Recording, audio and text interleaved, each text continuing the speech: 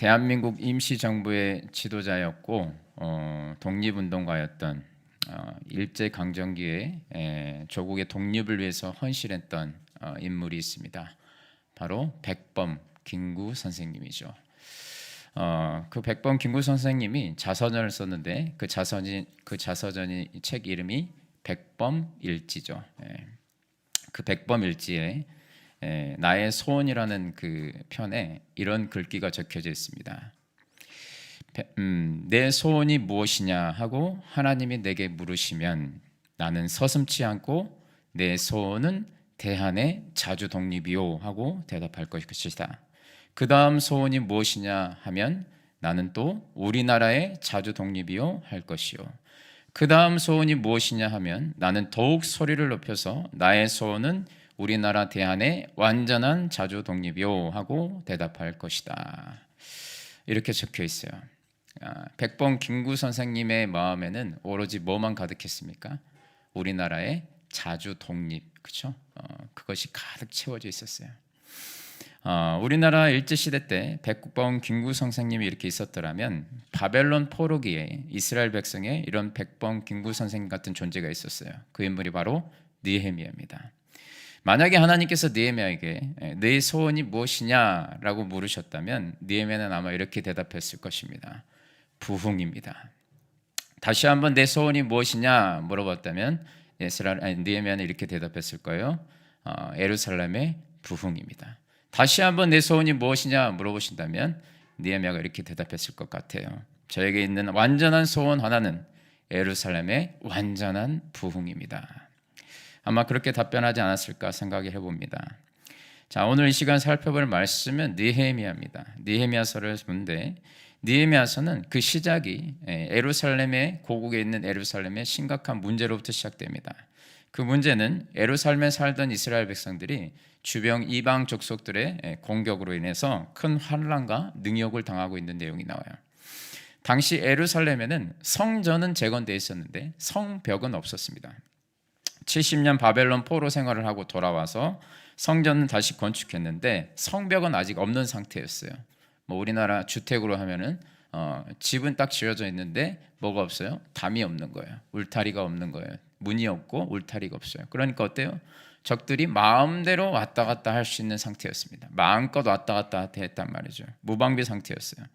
그래서 예루살렘이 적들로부터 입은 피해가 막심했습니다.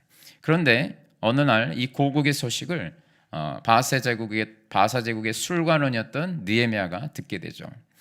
이 소식을 들었을 때 느헤미야가 그래 안타깝네 이 정도 반응한 게 아니고 이 소식을 들었을 때 느헤미야가 가슴을 치면서 울며 수일 동안 금식했다고 나와 있습니다. 그리고 슬퍼하고 금식만 한 게 아니라 조국의 회복과 부흥을 위해 간절히 회개하며 기도하는 내용이 느헤미야 1장에 나와요. 여러분, 모든 역사는 기도에서 시작됩니다. 자, 이 기도 중에 주신 감동으로 느헤미야가 이제 직접 예루살렘으로 가서 백성들과 함께 52일 동안 성벽을 재건합니다.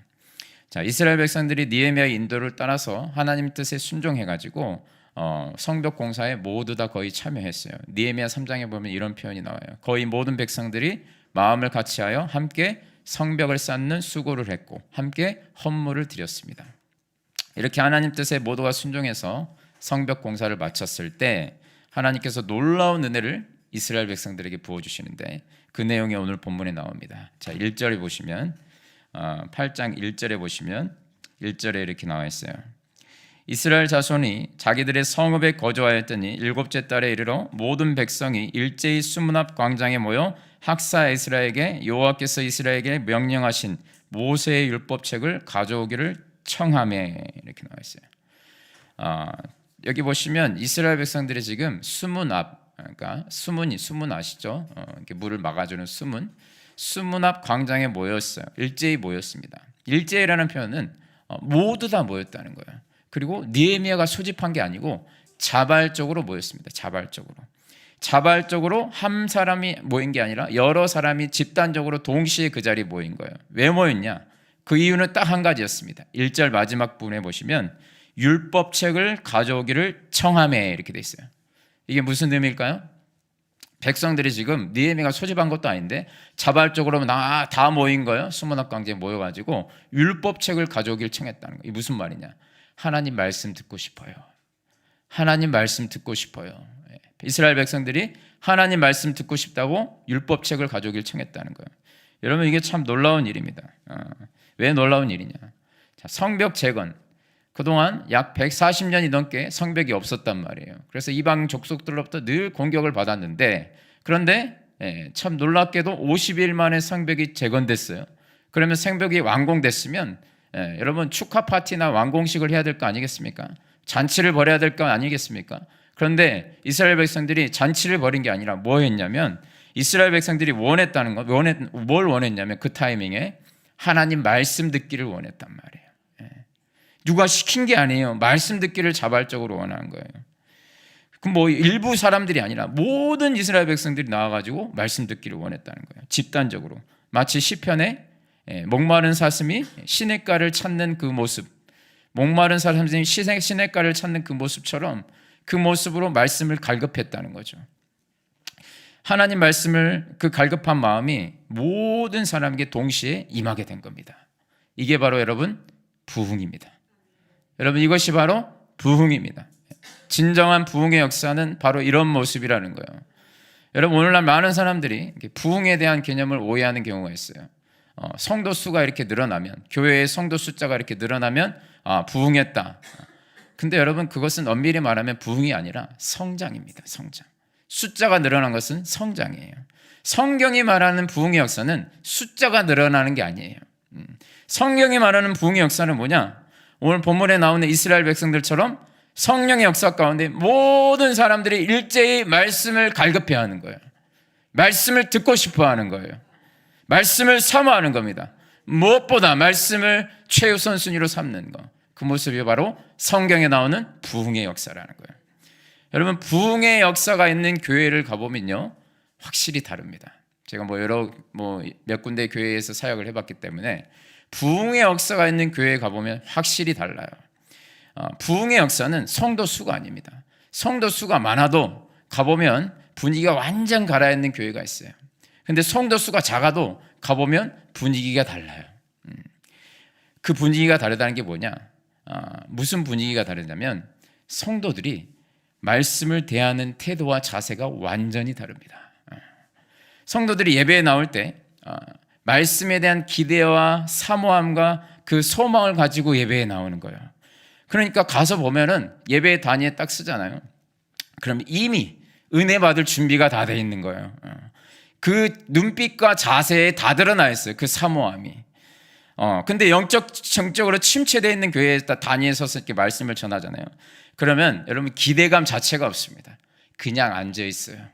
나는 집사니까, 나는 권사니까, 나는 뭐 장로니까 그냥 앉아 있어요. 그 분위기는 단위에 서서 예배를 인도하는 사람이 가장 확실히 알 수 있습니다. 여러분, 우리 교회는 어떨까요? 우리 교회는 어떨까요? 우리 교회의 영적 온도, 분위기는 어떨까요? 제가 봤을 때 나쁘지는 않지만 크게 칭찬할 정도는 아닙니다. 모두가 다 일제히 말씀을 강력하게 사모해서 이 자리에 나온 게 아니라는 거죠.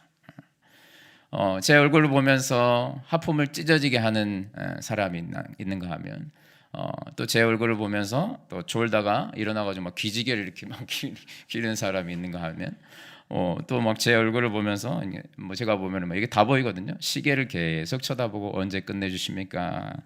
옆 사람하고 막 이야기를 하고 있고 또 설교 시간 내내 주보를 가지고 뭘 하는 건지 모르겠어요. 도대체 딱지를 만드는 건지 뭘 하는 건지. 또 손톱을 막 계속 뜯고 있고 물어뜯다가 손으로 뜯다가 계속 그렇게 제가 여기서 보면 다 보이거든요. 근데 대부분 저희 집에서 저랑 같이 사는 분들이 그러고 있어요. 왜냐? 말씀을 사모해서 나온 게 아니에요. 끌려 나왔거든요. 끌려 나왔어요. 강단에 서면 다 보입니다. 여러분들의 눈빛과 그 자세와 태도에서 진짜 하나님의 말씀을 사모하는 것인지 아니면 그냥 나와서 앉아 있는 것인지. 제가 예배를 인도해 보면 우리 교회에서 주일 오전 예배, 주일 밤 예배, 수요 밤 예배 주일 오전 예배하고 밤 예배는 좀 다릅니다. 예배를 인도해 보면 영적인 온도가 달라요. 밤 예배 때는 이것은 여러분 뭐 이렇게 다들 의무가 아니라고 생각을 하는 것 같아요. 주일 오전 예배는 다들 의무라고 생각하니까 무조건 출석 체크하러 나오는데 밤 예배는 그렇지 않아요. 그러니까 밤 예배는 대부분 자원에서 나오는 사람들이에요. 물론 저희 집 아이들은 끌려 나오지만 대부분은 자원에서 나옵니다. 자원에서 나오기 때문에 제가 말씀을 전하잖아요. 그러면 이미 분위기가 달라요. 주님 말씀하여 주시옵소서. 제가 듣겠나이다. 이 자세로 듣고 있기 때문에 성령님이 더 강력하게 역사하십니다. 그 마음밭이 다른 곳에 성령님이 역사하세요. 제가 똑같은 말씀을 전해도 마음밭이 다른 곳에서는 성령님이 더 퍼주시더라고요. 더 퍼주셔요. 이렇게 더 부어주십니다. 그게 성령의 강력한 역사예요. 여러분 중요한 것은 이겁니다. 오늘 본문에 나오는 이스라엘 백성들이 한결같이 집단적으로 모든 사람들이 자발적으로 하나님의 말씀을 사모하는 이 모습, 어떤 사람이 인위적으로 만들어낸 게 아니에요. 이게 바로 여러분 성령의 역사고 진정한 부흥의 역사라는 것을 믿으시기 바랍니다. 우리가 좀 더 살펴볼 텐데 오늘 보면 2절에 보시면은 2절에 보시면 이렇게 나와 있습니다.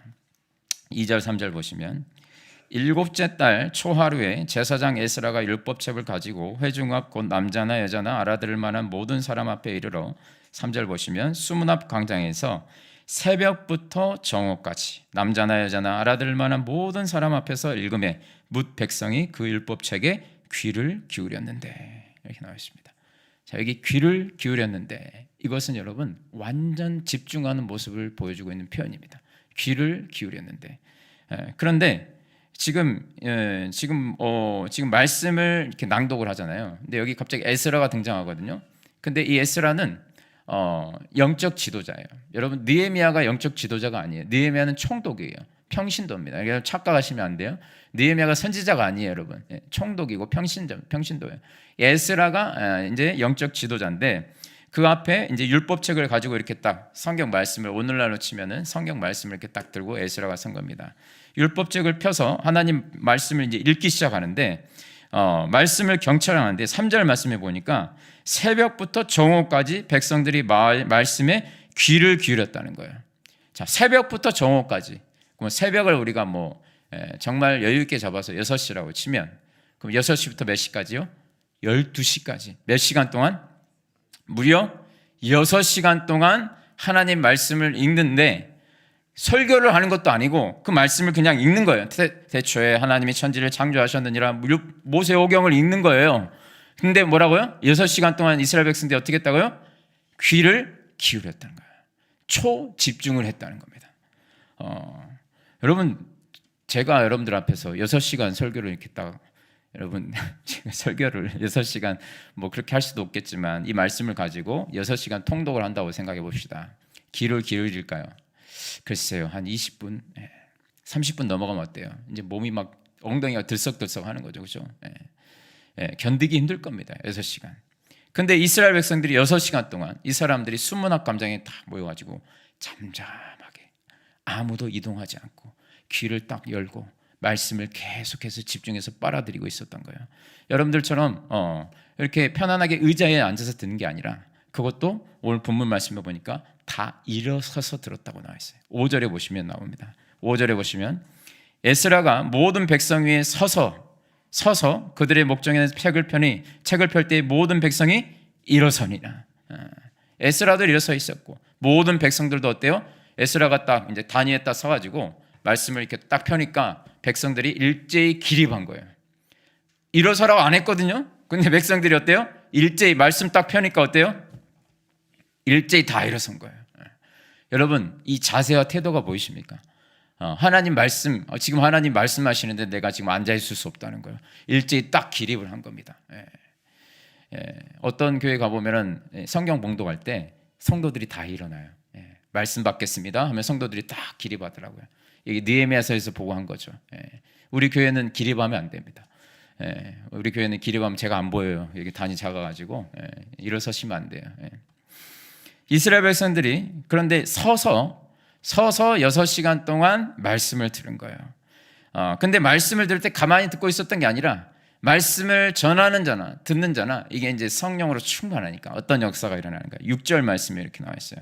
6절 우리 한번 읽어봅시다. 6절 말씀. 6절 말씀. 8장 6절 말씀 함께 읽어봅시다. 시작. 에스라가 위대하신 하나님 여호와를 송축하며 모든 백성이 손을 들고 아멘 아멘 하고 응답하고 몸을 굽혀 얼굴을 땅에 대고 여호와께 경배하니라. 아멘. 자, 에스라가 여호와께 위대하신 하나님 여호와를 송축했다는 거예요. 그러니까 말씀을 읽다가 에스라도 어때요? 가슴이 뜨거워지는 거예요. 할렐루야 이렇게 외친 거예요. 에스라가 할렐루야 우리 주님을 찬양합니다. 할렐루야를 외치니까 이스라엘 백성들이 어떻게 했어요? 두 손을 번쩍 들고 아멘 아멘 이렇게 화답을 했다는 거예요. 아멘 아멘. 아멘이 뭐예요 여러분? 아멘. 교회에서 아멘 많이 하잖아요. 뭐예요? 예, 맞습니다. 예, 믿습니다. 예, 동의합니다. 예, 확신합니다. 예, 소망합니다. 이게 아멘 아멘이거든요. 아멘이거든요. 아멘. 아멘은 여러분 베팅을 하는 거예요. 저는 이 말씀에 제 삶을 걸겠습니다. 제가 말씀대로 살면, 아멘하고 말씀대로 살면 하나님이 그 말씀대로 이루어 주실 줄 믿습니다. 이게 아멘이거든요. 여러분 말씀을 전하면서 앞에서 에스라가 하나님 아버지 할렐루야 외치니까 모든 백성이 두 손 들고 아멘 아멘 외친 거예요. 우리도 한번 해볼까요? 할렐루야. 네, 안 되네요. 할렐루야. 아멘 아멘. 네. 여러분 부흥의 역사가 있는 교회를 찾아가 보잖아요. 아멘 소리가 다릅니다. 아멘 소리가 달라요. 네. 이 아멘이 소리를 시끄럽게 아멘하는 게 아니라 진심으로 아멘을 하는 게 들려요. 진심으로 마음을 담아서 진짜 저 그렇게 살고 싶어요. 하나님 저 진짜 그렇게 살겠습니다. 진심으로 아멘을 합니다. 저는 여러분들에게 아멘을 강요하는 그런 스타일의 목사가 아닙니다. 서울의 한 대형 교회는요, 그 목사님은 뭐라고 하시는지 아세요? 네, 말씀 전하다가 아멘 소리 좀 작잖아요. 아멘해, 아멘해 이렇게 막 선포하더라고요. 그분 엄청 또 크게 아멘해 몇만 명 되는 교회거든요. 네. 저는 그렇게 안 합니다. 근데 여러분 설교 말씀을 듣다가 진짜 이 말씀이 믿어지고 내 삶에서 그대로 이루어지기를 바라는 마음이 강력하게 임하면 여러분 그때 정말 마음에서 진심을 담아 아멘 하실 수 있게 되기를 주님의 이름으로 축원합니다.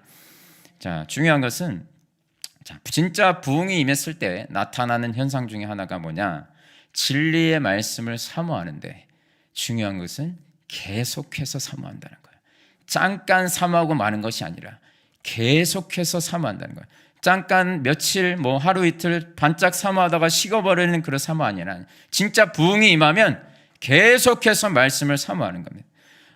그 놀라운 역사가 8장 9장에 계속 나오거든요.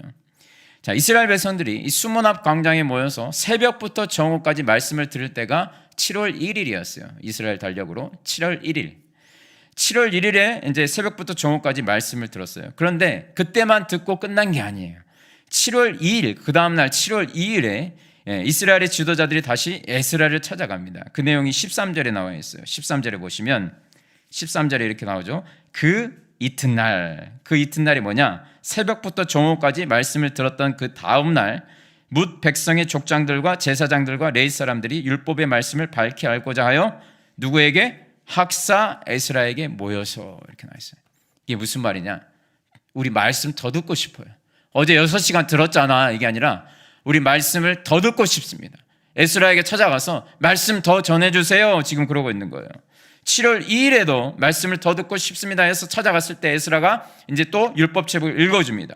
그런데 이 말씀을 듣다가 뭘 깨닫게 되냐면 초막절을 지키라는 그 하나님의 말씀 구절을 듣게 되는 거예요. 초막절은 이제 7월 15일부터 일주일 동안 지속되는 이제 절기거든요. 이스라엘의 3대 절기예요. 초막절이 뭐냐면은 광야 40년 동안 하나님이 우리를 인도해 주시고 지켜주시고 보호해 주신 것에 대한 감사와 찬양을 올려드리는 절기란 말이죠. 이스라엘의 3대 절기인데 그런데 그동안 이 절기를 아예 까마득하게 어때요? 이스라엘 백성들이 잊고 살았어요. 잊고 살았는데 말씀을 듣다 보니 뭐예요? 초막절을 지키라는 말씀이 나오는 거예요. 그러니까 이스라엘 백성들이 이제부터 이걸 못 지켰구나. 이제부터 지켜야겠다 해서 그때부터 초막절을 지키는데 이 초막절은 7일 동안에 해요. 7일 동안. 우리는 예를 들면 추수감사주일 하루잖아요. 근데 이 초막절은 7일 동안이란 말이죠. 그래서 이 7일 동안 어떻게 했느냐? 에스라가 7일 동안 내내 하나님의 말씀을 전합니다. 그 내용이 18절 우리 한번 읽어봅시다. 18절 말씀 같이 읽겠습니다. 시작. 에스라는 첫날부터 끝날까지 날마다 하나님의 율법책을 낭독하고 무리가 이래 동안 절기를 지키고 여덟째 날에 규례를 따라 성회를 열었느니라. 아멘.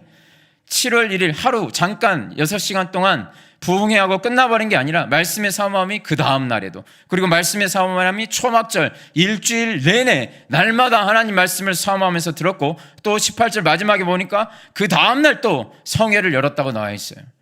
여러분, 이스라엘 백성들이 얼마나 말씀을 사모했는지, 갈급해했는지 여러분 느껴지시죠? 집회가 끝났단 말이에요. 그런데 부흥집회 일주일 동안 했어요. 끝났어요. 이제 다 돌아가십시오. 할렐루야 하고 돌아가십시오 하는데 안 돌아가는 거예요. 목사님, 일주일만 더 합시다. 목사님, 일주일만 더 해요.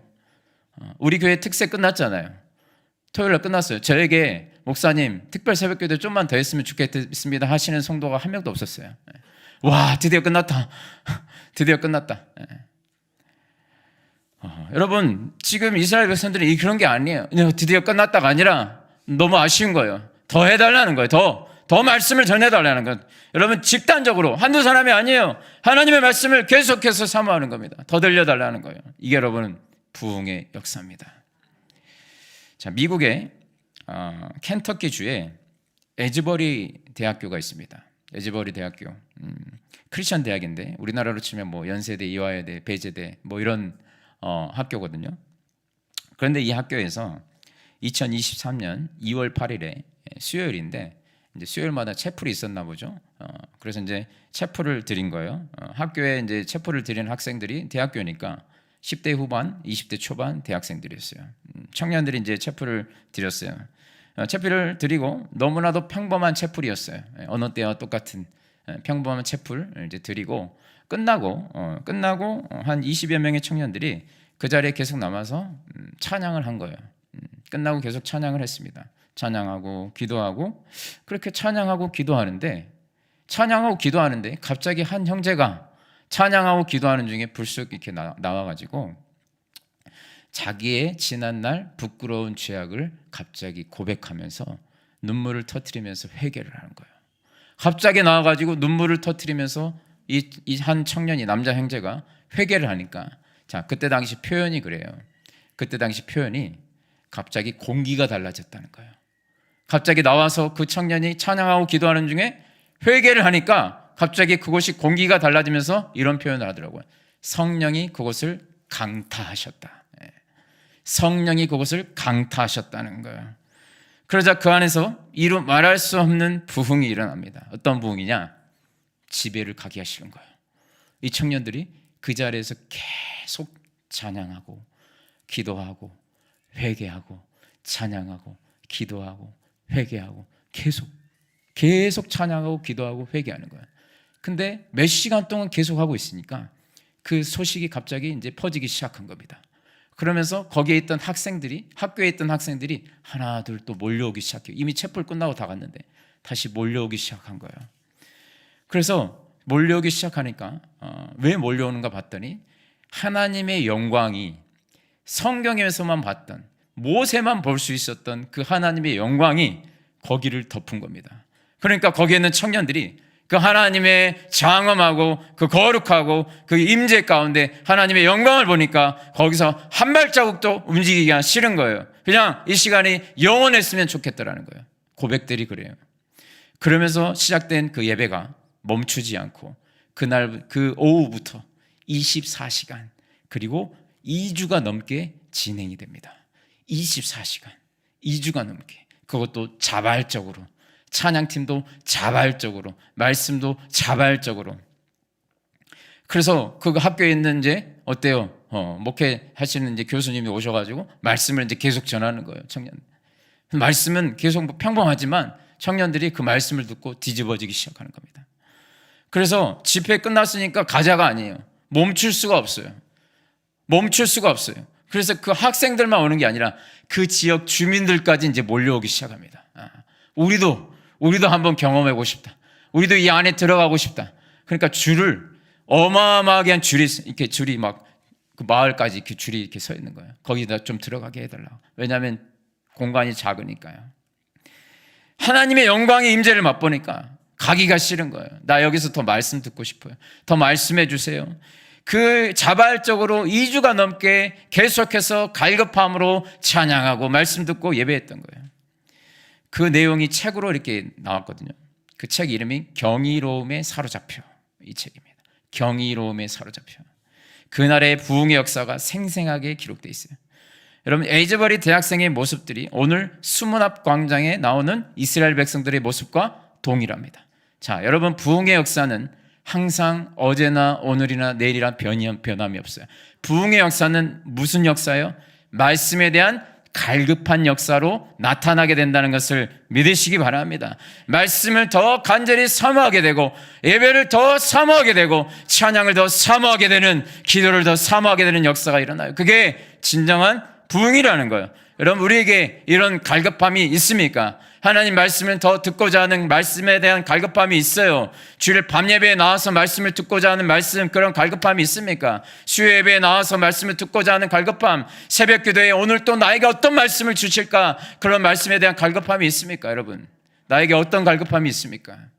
돈에 대한 갈급함, 쾌락에 대한 갈급함, 내 육신의 정욕을 만족시키는 그 갈급함. 저는 우리가 꿈꿔야 될 이 부흥이 세상적인 부흥이 아니라 성경에 나오는 부흥이 되어야 될 줄 믿습니다. 오늘 수문 앞 광장에 나오는 이스라엘 백성들의 임한 부흥, 우리에게도 임할 수 있게 되기를 주님의 이름으로 축원합니다. 여러분, 자, 이스라엘 백성들에게 이 부흥의 역사가 임했는데, 이 첫 번째 현상은, 부흥이 임했을 때 첫 번째 현상은 말씀에 대한 갈급함으로 나타나요. 자, 부흥이 임했을 때 말씀에 대한 간절한 사모함이 나타나는데, 두 번째 현상이 있습니다. 이걸 살펴볼 텐데요. 두 번째 현상은 뭐냐? 부흥이 일어날 때 공통적인 현상은 애통함의 역사가 일어납니다. 팔복에 나오는 애통하는 자는 복이 있나니, 애통함의 역사가 나타나요. 자, 9절에 보시면 오늘 9절에 보시면 이렇게 나와 있어요. 9절에 보시면 백성이 율법의 말씀을 듣고 다 뭐 했다고 나와요? 우는지라. 여기서 다가 중요해요. 다. 일부, 소수, 한두 명, 몇 명만 운 게 아니라 뭐요? 말씀을 듣고 어땠다고요? 다 우는지라, 이렇게 나와 있어요. 다 우는지라. 여러분, 부흥의 역사 가운데 부흥이 일어나면 이런 집단적인 애통함의 역사가 나타납니다. 왜 울었을까요? 왜 울었을까요? 말씀을 듣는데 왜 울었을까요? 마음이 찔렸겠죠. 마음이 찔렸겠어요. 하나님의 말씀을 들어보니까, 말씀의 거울을 보니, 지난날의 나의 삶과 너무나 다른 내 모습을 보니까 그 내 모습을 보고 어때요?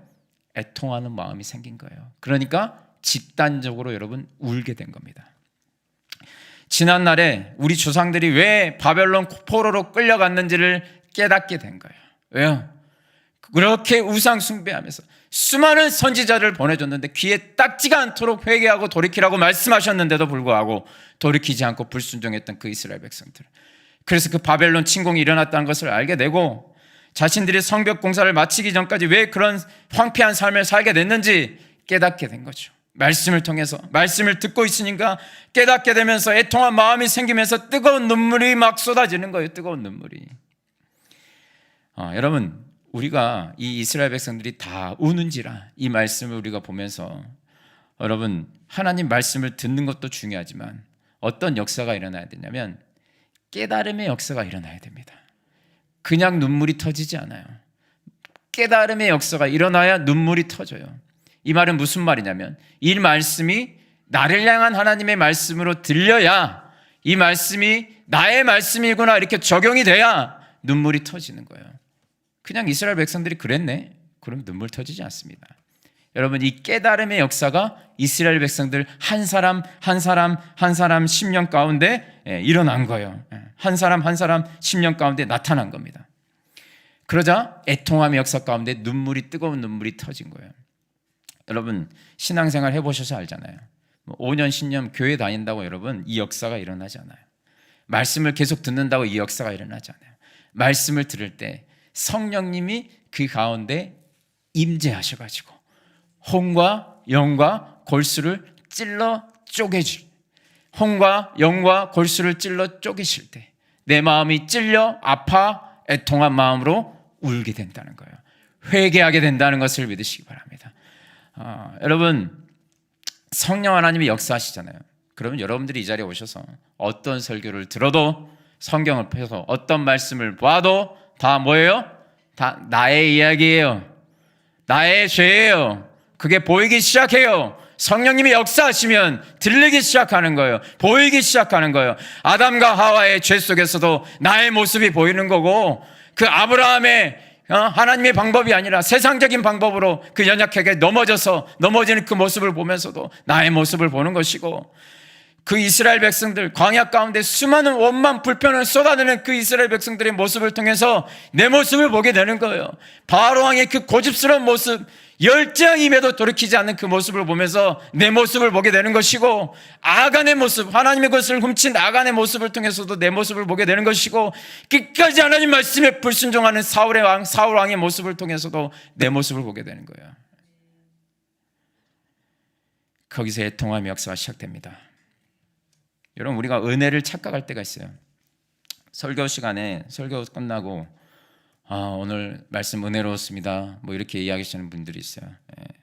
근데 언제 은혜를 받았나 이렇게 딱 살펴보니까 내가 듣기 좋은 말, 그리고 내가 원하는 말을 설교 가운데 들었을 때 내가 오늘 참 이 말씀의 은혜를 받았다. 대부분 그렇게 생각합니다. 여러분, 그것만 은혜라고 착각하시면 안 돼요. 진짜 은혜는 뭔지 아세요? 말씀을 듣는 가운데 내 죄가 깨달아지는 거예요. 말씀을 듣는 가운데 내 죄가 깨달아지는 거예요. 정말 지난날 하나님 앞에 강팍한 심령으로 앉아만 있었는데 어느 날 말씀을 듣는데 내 죄악이 깨달아지는 거예요. 나의 그 천박한 죄악들이 하나하나 깨달아지면서 눈물이 막 쏟아질 때, 여러분, 이것이 진짜 은혜입니다. 여러분, 부흥이 임하잖아요. 오순절날 베드로가 이스라엘 백성들 앞에서 3,000명이 넘는 사람들 앞에서 말씀을 전했을 때 이스라엘 백성들이 집단적으로 회심을 합니다. 그 표현이 이래요. 말씀을 전했는데 이스라엘 백성들이 마음에 찔려 어찌할꼬 이 역사가 일어난 거예요.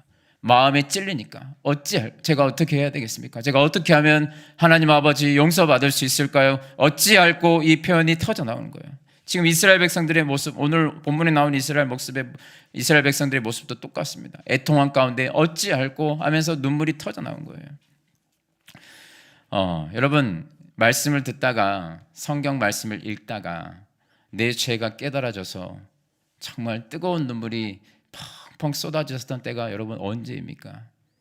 여러분, 언제 말씀을 듣다가 성경 말씀을 보다가 뜨거운 눈물이 줄줄 이렇게 흐르면서 애통한 마음으로 여러분 회개해 보신 게 여러분 언제예요? 언제 여러분 마지막으로 경험해 보셨습니까? 여러분, 진짜 이 성령의 역사 가운데 말씀을 듣는데 내 죄가 깨달아지고, 말씀을 듣는데 이 말씀을 읽는데 내 죄악이 보이기 시작하면서 뜨거운 눈물이 흐르고 내 가운데 성령의 강동하심과 역사 가운데 애통함이 나타나잖아요. 그러면 눈물 콧물 쏟기 시작하면 그 순간부터 여러분 완전 그때부터는 세상이 달라 보이기 시작합니다. 영적인 개운함이 우리 가운데 일어나요. 하나님의 은혜 가운데 그 거룩한 맛을 보게 됩니다. 퓨어라고 하죠. 완전 순수하고 깨끗한 역사가 우리 가운데 일어나게 돼요. 영적으로 씻음 받는 시간이 그 애통함의 시간이라는 거예요, 여러분. 엄청난 행복감을 느끼게 됩니다.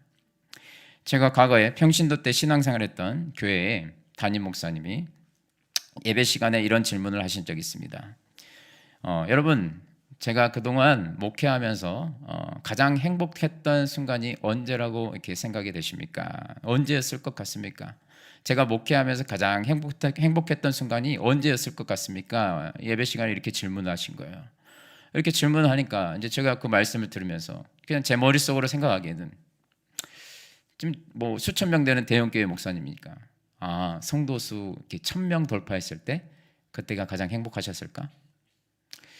아니면 본당 3,500석 그 거대한 예배당을 예배당이 완공되고 모든 빚을 다 갚았을 때 그때가 가장 행복하셨을까? 제가 이렇게 머릿속으로 이렇게 굴리고 있을 때 목사님이 이렇게 이야기하시더라고요. 그동안 제가 목회하는 동안 가장 행복했을 때는 새벽에 기도하다가 내 죄가 생각나고 깨달아져서 눈물 콧물을 흘리면서 그 보혈의 은혜를 붙잡고 하나님 앞에 간절히 회개할 때 그때가 가장 행복했습니다. 네. 여러분, 저도 그때가 가장 행복하더라고요. 하나님 말씀 붙잡고 기도하다가 내 죄가 깨달아져서 뜨거운 눈물이 제 안에서 다 흘러나올 때 그때가 너무나 영적으로 정말 그 순수한 가운데 그 회개가 터져 나올 때 가장 행복감을 제가 느낄 수 있었습니다. 여러분, 성령의 역사 안에서 자기 자신의 죄악이 깨달아져서 애통해야 하는 그 사람이 진짜 행복한 사람입니다. 여러분, 그 은혜가 진짜 큰 은혜입니다. 팔복에서 말하는 애통한 자는 복이 있나니, 여러분, 그게 여러분 진짜 부흥이 일어나면 집단적으로 그 역사가 일어나게 된다는 거예요. 저는 우리 하늘시학교회가 이 부흥의 역사를 꿈꾸고 기도했으면 좋겠습니다. 예수님을 믿는 성도가 성도답지 살지 못했던 것을, 집사가 집사답게 살지 못했던 것을, 권사가 권사답게 살지 못했던 것을, 목사가 목사답지 살지 못했던 것들이 깨달아져서 뜨거운 눈물을 쏟으면서 회개하는 그 역사가 우리 교회에 임할 수 있게 되기를 주님의 이름으로 축원합니다. 오늘 말씀을 맺겠습니다. 느헤미야 8장 9장에 나오는 이 놀라운 부흥의 역사 어떻게 시작됐는가?